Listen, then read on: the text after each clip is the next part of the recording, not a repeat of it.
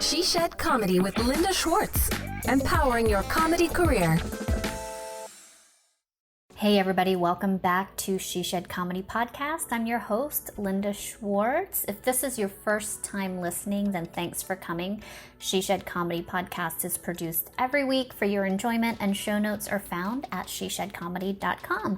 This week, I sit down with Rosie Tran, a stand-up comedian from Los Angeles, and we talk about how she views performing as an act of giving rather than taking. And it's a very interesting perspective on performing, and I hope you guys enjoy the episode. Come back often and feel free to add the podcast to your favorite RSS feed or iTunes. And you can also follow me on Twitter, Instagram, Facebook, and YouTube. All the links are in the show notes. Now let's get into the show. Hey everybody, welcome to She Shed Comedy Podcast. I'm your host, Linda Schwartz, and I'm excited to have my brand new friend, Rosie Tran. Hi, how are you? I'm doing great. Thanks for coming. So, I haven't had a chance to stalk you. Oh my gosh. So, I should have dragged you to the show last night. That would have been great, although I was already in bed by like 8:30. So yeah, we're just gonna really have some fun and have an organic conversation and really just get into. I'm really interested in knowing how you got into stand-up comedy, why stand-up comedy, and I just have to say also that it's just so nice to be sitting across the way of this table from just another Asian woman doing stand-up comedy.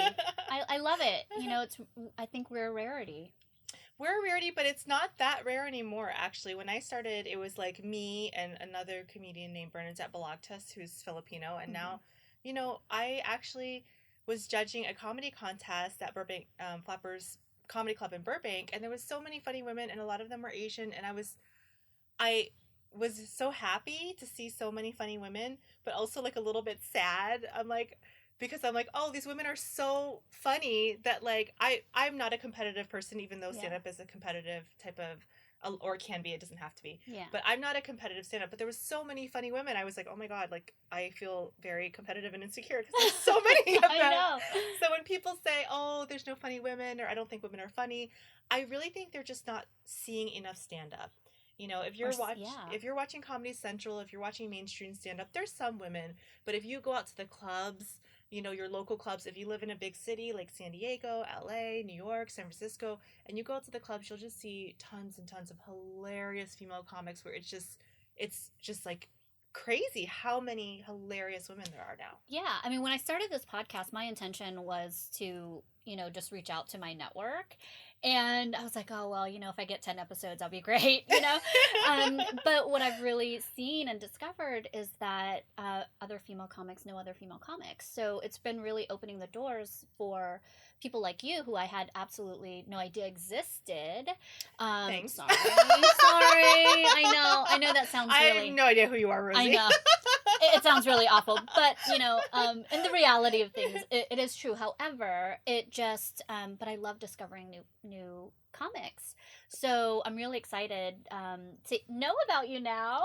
Yeah. And, I mean, when you reached out, I was kind of surprised because I honestly, I was like, I don't even know how we know each other, if we knew each other at all. It was the universe, girl. It was the universe. I know. So I was on the deep web of Instagram, and somehow, sometimes I click on other people's pages, or I don't know what happened, but somehow you ended up on my feed. I wasn't following you. Of course, I'm following you now. But yes, I hope so. I somehow... Evil dark eyes. You better be. But somehow you ended up in my feed, and it was a crazy coincidence because I saw that you're in San Diego, and I don't live in San Diego, but I was headlining the Comedy Palace, which is in San Diego, last night. So I thought, wow, perfect. Cool. Yeah, I'm so glad that you reached out, for sure, and took that initiative. You know, you're actually the first person who has actually reached out to me, which I thought was pretty incredible, being that I've been doing a lot of the asking, and that in and of itself has been nerve-wracking. Like, you know, but most of the women that I've reached out to have said yes. And so thank you for coming on. I'm so honored to have you and be making a new friend right now. This is like a new friendship in the making. Oh my gosh. It really Love is. It. I love it. So yeah, tell us about your stand-up. So how did you get into it? How long have you been doing it? Why you love it so much? Hopefully I don't have to reveal my age. I've been doing stand-up for over 15 years. Wow. I started really young when I was like 10, right? I know, Asian don't raise. Yeah. I actually started comedy. I hated comedy. Really? I hated stand-up comedy, and I never watched stand-up comedy growing up. I never knew anything about comedy. I would watch funny movies, growing up, and obviously I love to laugh. But I dated a guy in high school who wanted to be a comedian, and I would go to his open mic shows with him, and I thought they were awful. No offense. Sorry, boo. Ex-boo. So I was you've probably seen this, but I was one of the girlfriends that kind of tagged along, sitting in the back with her arms crossed, right? Texting on her phone. I don't think there was texting back then. That's old. But so texting on the back, arms crossed. I'm like, when is this over? And he wanted to be in the entertainment industry. And I was trying to actually steer him away from comedy. I was like, why don't you become a screenwriter or a director or something else? Right? But one of the things is I would help him with his jokes. He would say jokes, and I think I have a joke writer's mind, because I would always be like, well, why don't you say it like this? This is funnier like this. Or why don't you try this? And whenever he would do a joke the way I told him, he would get a laugh. He would get a laugh. And I remember he would always say, you're so miserable in the bag. You have a sourpuss face. Why don't you just write 5 minutes of material, and then you can be one of the comics? Then you're not just my girlfriend. You're one of the comics, and you'll have something to talk about with the other comedians instead of just sitting in the back, miserable. And I was like, yeah, whatever. I'm not a comedian. I'm going to be, I don't know what I thought I was going to be at that age, but I was like, I'm going to be a doctor. I'm not, whatever. I don't know what you're talking about. So fast forward to 2 years later, we broke up, and I was so lonely and depressed, but I was so used to going out every night to comedy shows. Yeah. So I was like, the little seed was planted from his evil soul. and I was like, well, maybe I should write 5 minutes. And it kept going in my brain. I was like, well, maybe I should write, well, what am I going to do tonight? I'm single, well, maybe I should write. And it was funny, because about 6 months before we broke up, I didn't know we were going to break up. But I had started formulating an act in my head, because, like I said, he had planted the seed for years, and I had just, whatever, ignore you. And I had started thinking, well, what would I talk about if I was a comedian? Well, what kind of jokes would I do? And the little seed started growing and growing. Yeah. And so, one night I was like, well, maybe I'll just try it. I'll just try to see if, what I say, if people laugh at it, right? So I went to an open mic, and as you know, open mics are not the most positive environment for comedy sometimes. Yeah. Well, I've been to open mics to listen to other art, like other, not even, mostly it's music here in San Diego, but there have been a few stand-ups. I'm terrified of open mics. They're not supportive. Absolutely terrified of it. Usually it's very, the audience isn't there to see comedy. It's mostly other artists. Sometimes they're very judgmental. So the vibe is not positive. Yeah. But when I went up there on stage, and mind you, I was a very, very shy growing up, very shy. Something happened to me where I felt very comfortable and very confident in what I was saying. And of course, the first few years of stand-up, you're not that funny. But I was okay. You know, I look back at my old stuff and I kind of cringe just because it's older material. But looking back as an objective person, I was okay. I was like, I think I had the comic. You have to have something to be a comic. Totally. You can't just be like the average Joe, right? But I'm not saying talent, but I'm saying you have to have that comic mind, right? You know, to look at things a little bit weird. Skewed, and maybe a skewed view of things. Or think of things in a little quirky way or a funny way. And I think I had the, So that's the story. And then 15 years later, here I am, still doing comedy. So I definitely fell in love with it. And it really helped me. It really healed me.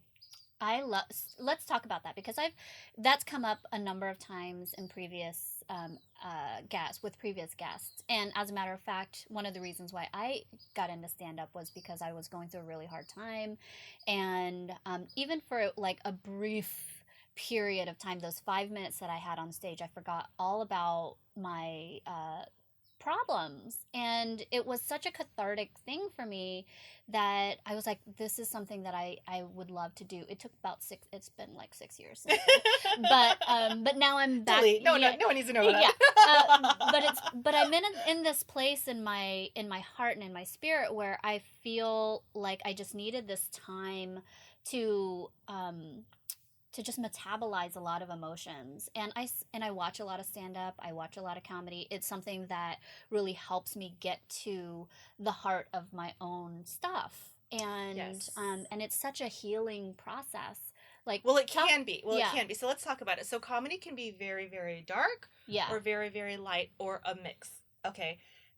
So I find comedy to be very healing. Some people I know are comedians. They're very depressed. Yeah. And they're very miserable. And I used to be like that as well.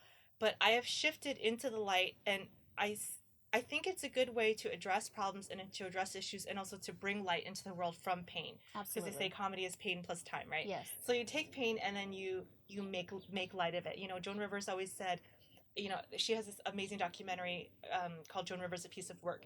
And she's on there and she's making fun of disabled people.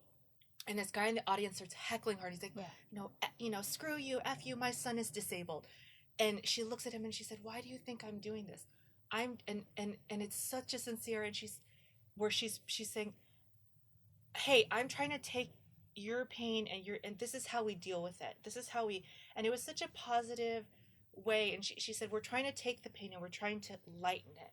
We're trying to lighten it. So I have been in darkness, and a lot of comedians have been in darkness. Yeah.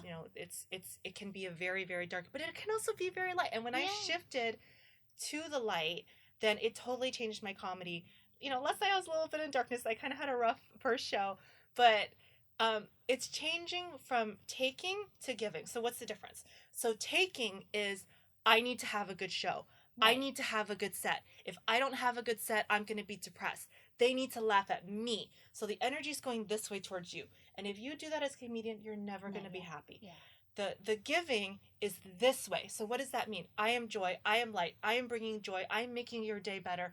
I'm here to freaking make you happy and give you a piece of joy for your week. So the energy is going out. So it's just a shift of energy. Same jokes, same material, but just a shift of energy. And a shift in perspective. So what I'm hearing you say is that really it's comedy can be an act of service. It can be an act of getting out of your own way and loving people. And let me tell you a story that just exemplifies this. Yes. Okay, so from taking to giving. So I was performing at this one show one time, and this guy, arms crossed, frowning, looked miserable. So coming from a taking perspective, I was like, what's wrong with him? Why isn't he laughing? What's wrong with me? What's the problem? Right? Because I wanted him to laugh at me, give me attention. Well, after the show, he came up to me, and I asked him. He came up to me and I said, I just want to know, did you, and before I even started asking, he said, I just wanted to let you know I really enjoyed your show. Oh, wow. And so I said, well, can I ask you why you weren't laughing? And he said, you know what, Rosie, I just had a really, really awful day, and you really brightened my day. So if I had come from a perspective of giving, it doesn't matter what's happening out there. You're giving a gift, and if someone wants to take it, they will. And sometimes people are there to take the gift, but you're judging it. If you're coming from a me, you're judging it from a way where you can't see what's happening. This guy enjoyed my show. He loved my show. Yeah. I lifted his spirits. I brightened his day. But if I was coming from me, which I was at first, then it was, well, why isn't he laughing? Right. What's wrong? What's the problem? Right. So it can, if it's like you said, the perspective of giving a gift. Yeah, I love that because, what's come forward for me is that one of the reasons why I've always wanted to do stand-up is because laughter is the gift of comedy. It really is. And it took me a while to really tap into that purpose. It took us $13,000 in a spiritual psychology class. But hey, you got there. Some people never find it. But no, I feel like there is this healing aspect of it when you come and approach the craft from a place of service, because I feel like entertainers are in the service industry. We are there to give people a sense of relief or a sense of um, just enjoyment. And don't ever let another comedian tell you otherwise. Yeah. Because I have been in the industry for a long time. I have a lot of positive comedian friends, a lot of negative comedian friends, and I love them all. But I've heard comedians tell me, well, you're just too positive to be a comic. You're not unhappy enough. Don't fall into the poor me victim, artist. A lot of people think, that you hear these stories, Van Gogh cut his ear off, and you hear these like desperate stories of these artists, and you think, well, you just have to suffer to be an artist. You need to suffer. No, you don't need to suffer. All you're doing is taking suffering and using it to make light. You don't have to suffer. You don't have to suffer. I'm telling you right now, I have suffered in comedy and I have not suffered in comedy, and not suffering is a lot easier. No, I love that you just brought that up, because I've already had a lot of suffering in my life. I was like, I've already paid my suffering dues, okay?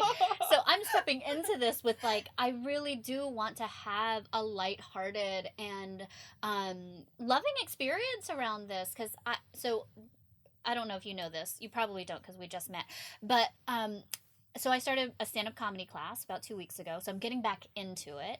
And I'm coming up to this point where my teacher's asking us to like really look through the files of our life and just speak about it. Yeah. And in the past, I would have been crying over the things that I'm talking about now. But now I've come from a really objective place, and like being able to curve this view around my life and be able to call the material from all of the hardships and struggles and suffering, and I love that you said that we don't have to suffer. You don't have to suffer. I feel like suffering is no more suffering. It's an absolute choice, and I feel like that's a life choice. It's not just about comedy. It's about everything. That suffering really is a matter of choice. We don't need to suffer, and suffering is optional, people. I'm telling you, it is so much better. I was sitting in the back of the show last night watching some of my opening comics, and I was laughing so hard. And one of the guys came up to me. He goes, I love your laugh. It keeps me going, because sometimes I would laugh. One of the comics was struggling. I don't want to say who, and the silent, awkward moments of him struggling made me laugh genuinely, just because I know him and I know he's really funny, and just the audience wasn't getting him. And he said, that it just, I knew if I could hear your laugh in the back, that I was doing well. Aww, and I was funny, even though the audience wasn't telling me I was funny. And that's how I've always been. Me and my sisters would go watch comedies, and there would be awkward parts, and the whole theater's quiet, and we're just laughing like, oh my God. I remember my girlfriend in college her parents getting a divorce, and her mom changed the locks. So her dad came home, he was locked out, and she was telling me the story. She was crying, she was all upset, and I just started laughing so hard. And she's like, Rosie, why are you laughing at me? I'm trying to tell you this story. It's awful. My dad got locked out. I said, because can you just imagine coming home and you're just locked out of your own house? And I just started laughing, and she caught it, and she just started laughing. She's like, you know what, that is really funny and awful, but it's hilarious. And she said, you know what, thank you. I called a couple girlfriends, and I was talking to them about it, and they were commiserating with me.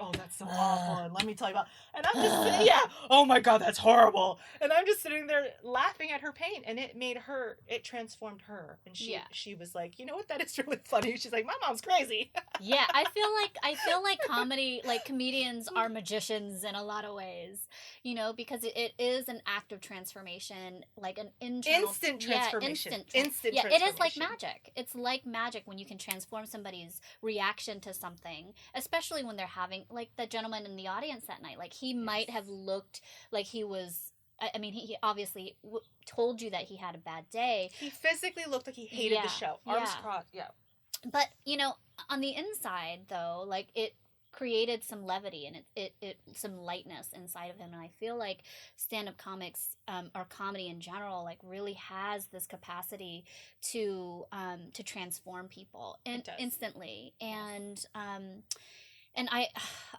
love that I'm just sitting across the way from another Asian woman doing this, because I was like, oh my God, I just need to find more Asian ladies. And I'm just so, I'm just so honored, honestly. And I feel like, I feel like we're soul sisters already. Oh my You're gosh. so wise. I love you.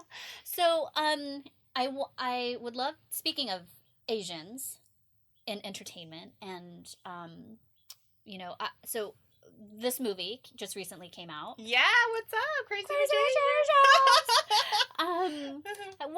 What were your thoughts? How did that make you feel? So I want to talk about Asians in the entertainment industry in general. Yes. Because I have a really positive story related to this. Great. So sorry, you guys. I'm going to be the positive, annoying positive chick. No, we love it. This is what this show's about. Okay. So when I first started in comedy, there was like no Asians doing comedy. And now there's a lot of Asians doing comedy and a lot of really successful Asians. You know, Ali Wong got a special on Netflix, 2 specials, and there's other things happening. And, you know, part of me was really, really happy for them. And then part of me was really, really jealous. Yeah. Really jealous. Like, why them? Why not me? You know. Of course. It's natural. So I want to talk about, you know, because this is something that anyone can deal with. You know, if you're a white male, you know, I'm sure you see tons of white males in Comedy Central and you go, why this guy? Why not me? You know, or just anyone in general, you know. So I want to focus on being happy for other people. And so what happened was, you know, I remember a colleague of mine who I know really, really well getting a comedy special, not Ali, but another comedy special. And I was so jealous. And I didn't like that. I don't like that feeling of jealousy. Yeah. It's Oh very gosh. negative and very awful in my mind. And the feeling of jealousy comes from you took something away from me. That's where it comes from. Scarcity mindset. Something that I could have. Yeah. And then I thought about what is the reason that I got into comedy? Why did I decide to do comedy? And I told you the story how I got into comedy, but I didn't give you the why. So when I was applying for colleges, I had I was submitting for an Asian American scholarship, and I was doing research for my scholarship paper, and I found this awful statistic that Asian American women have some of the highest rates of suicide. Really? In America. Asian American, not in Asia, Asian American. Yes. And part of the reason in the study that I found is because there's no representations, there's not that many representations of positive representations of Asian women in the media. Yeah. It's, you know, we're playing prostitutes. Right. We're playing hookers that don't speak English. We're playing, you know, if it's positive, it's a valedictorian or a nurse. But there's a lot of negative, you know, representations of Asian women. And narratives in the media. Yeah. Very negative narratives. So one of the reasons I really got in there is because I thought, well, maybe I can be that positive role model, right? I love it. So when I see these other Asian women and I get jealous of them, I was like, wait a minute. You know, they're helping me. They're helping me with my mission. Yes. So even if it's not me, it's happening. They're helping me with my goal and my mission and my intention of why I got into comedy. Yeah. Right? So I did this awesome meditation. It's called the Meditation for Loving Kindness. Have you heard of it? No, but I'm totally into that. Okay, so I'm already into it. So it's called the Meditation for Loving Kindness. It's a Buddhist meditation. You close your eyes and you think of someone who's bringing you negative energy, like jealousy or envy, and you just wish them all the love in the world. Oh, yeah, I've done this. Yeah, so you wish them positivity, you wish them love. And I thought this was going to be really, really hard. The first time it was hard, but the second time I was thinking of this one Asian woman who I know, she's actually a friend of mine, and I had so much jealousy towards her for getting something I felt I deserved, right? Yeah. And I just wished her positivity and love, and all of a sudden I just started burst out crying, and I thought, oh my God, I'm holding all this negative energy against this woman who's just trying to do the same thing I am, and she's just trying to live her life and be a positive role model or whatever, but she's helping me with my goal by being a positive representation of an Asian woman. So I don't know if when you were little you ever went to Santa Claus at the mall and you're like, Mommy, why is he here? How come he's not at the North Pole? No, we were too poor. I didn't know. We didn't know about Santa Claus when I was growing up. Shit. No. So we would go to the mall and they would have the ghetto Santa at the mall. And I'm like, well, Mom, isn't he supposed to be at the North Pole? Why is he at the mall? And my mom said the sweetest thing. She's like, well, this isn't really Santa. This is one of Santa's helpers. He's one of his helpers because Santa's at the North Pole. He's busy making toys. So this is one of his helpers. And that's why you see different Santas at different malls.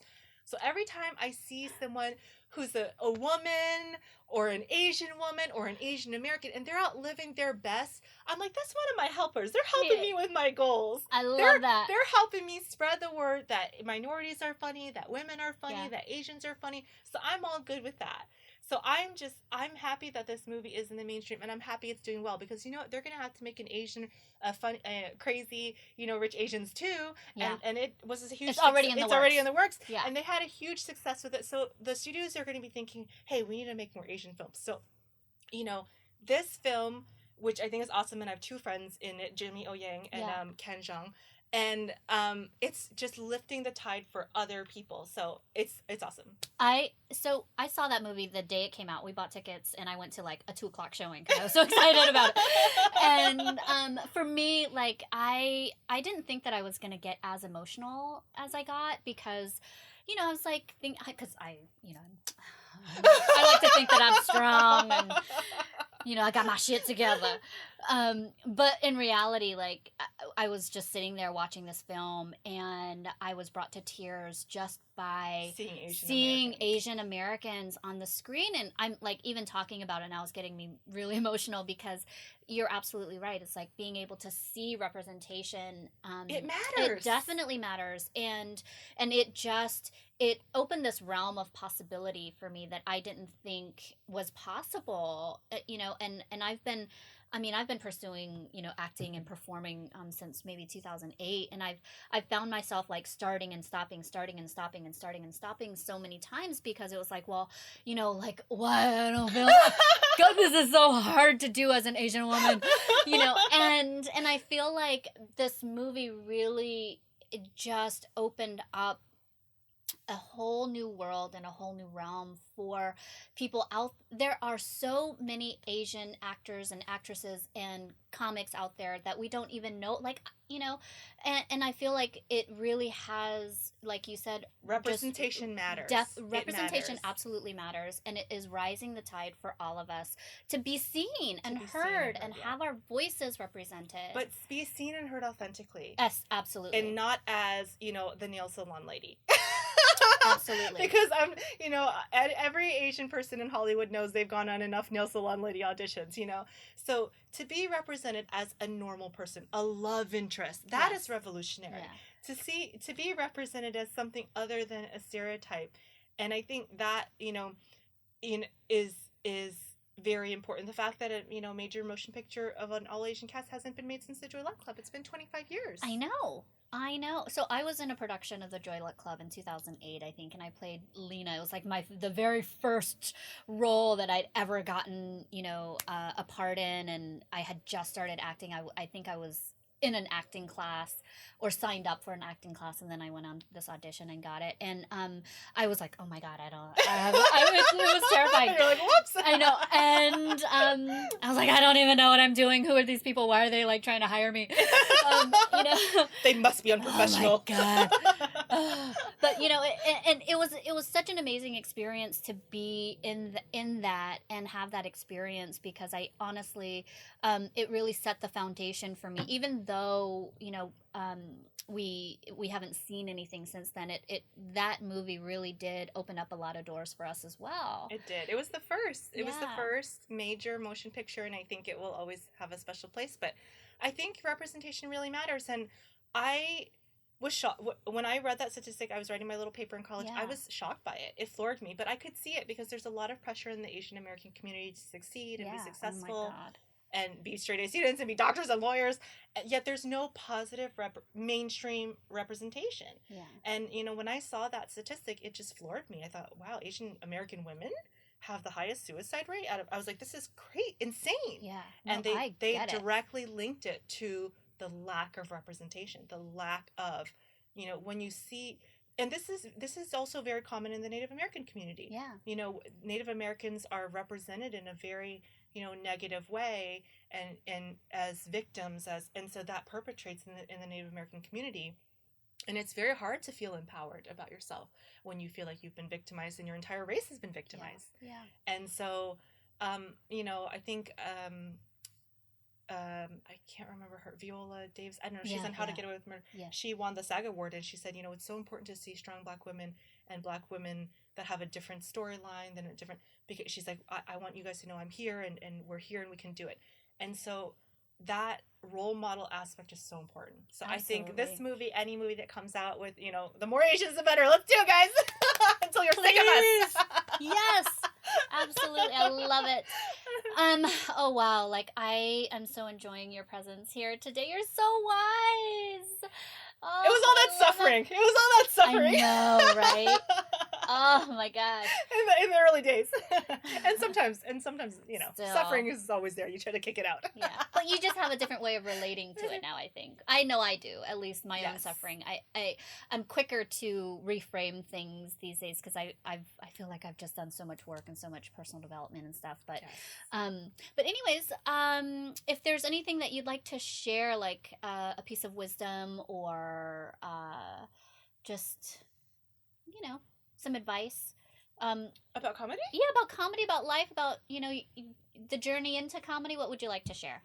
Oh, I would just tell everyone to do their thing and don't be afraid of the consequences. I was just talking to a friend about this, is that I'm just now, after 15 years, getting my YouTube channel in arrays, in order.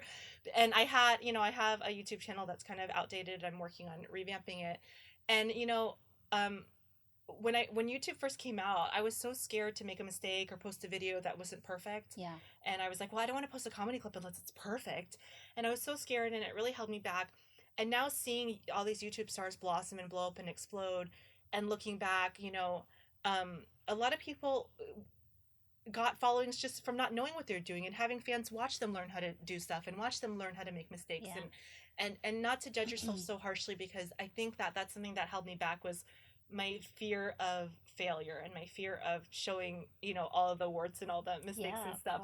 And I think that we live in such an amazing time now with the internet and Instagram TV and YouTube and Twitter and who knows what's next. So overwhelming. It's so overwhelming, so much social media. But the awesome thing is that it's really democratized the system. So before, you had to get a deal, you had to be with CBS, you had to be with NBC, you had to be signed with a big manager, you had to be signed with a big agent to do anything. Now you can create your own following, you can do the She Shed, comedy podcast. Yeah, and get followers and find people who are interested in what you're doing.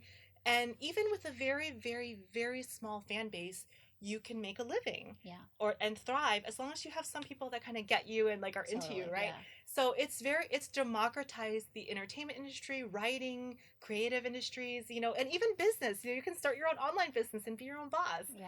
So I would just tell people to go out there and fail and fail and fail, because that's the only way you're going to learn. And that was one of the biggest mistakes I made. So don't make the mistake I made. Go out and fail, because failing is awesome. Yeah, I feel that way too. I mean, I've this journey that I've been on, it's like I've been editing myself and censoring myself for such a long time that it's like, I know. People want to hear it. They love it. Oh yeah, and now these days I'm like, whatever. Let's just, I don't care. Let's just go on ahead and put it out. Like, I'll do something in one shot. I'm like, whatever. It's better to put it out there, and you can always delete it off YouTube later. Exactly. Like, delete. No one can happen. And I feel like you're absolutely right. Like, making mistakes is the only way you're gonna learn.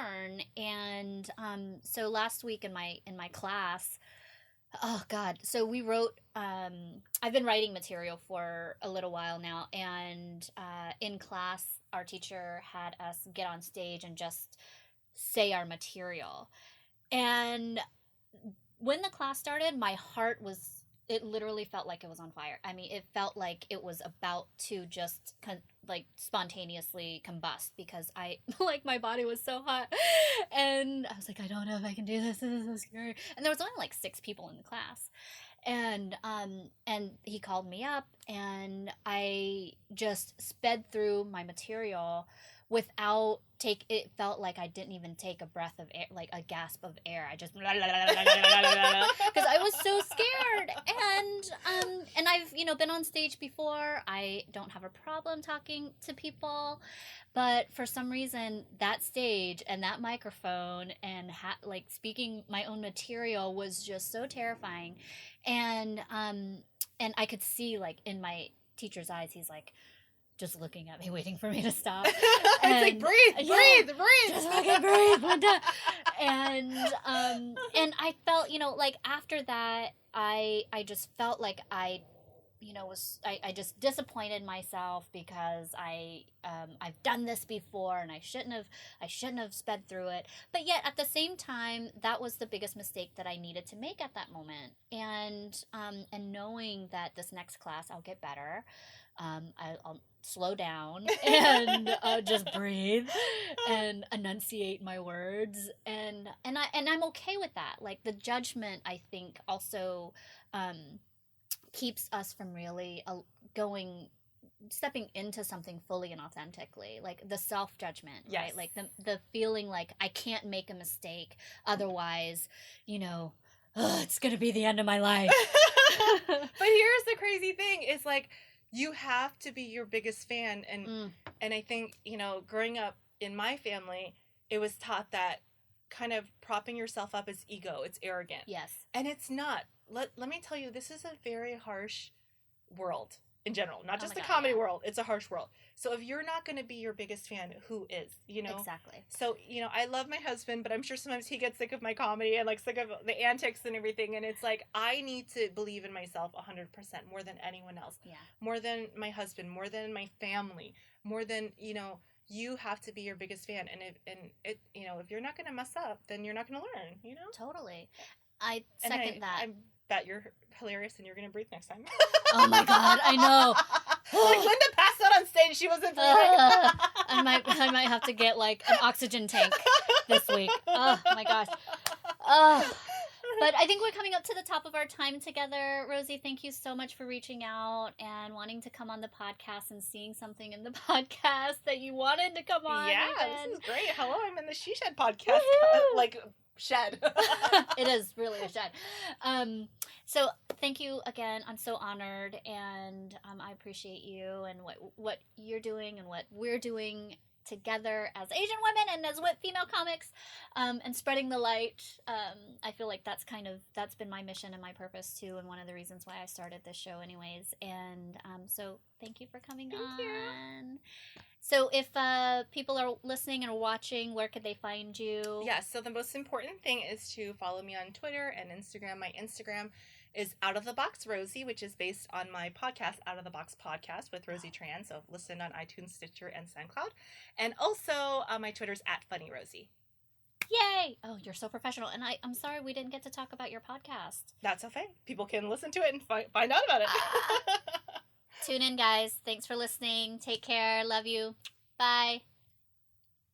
She Shed Comedy. Like us, follow us, share us.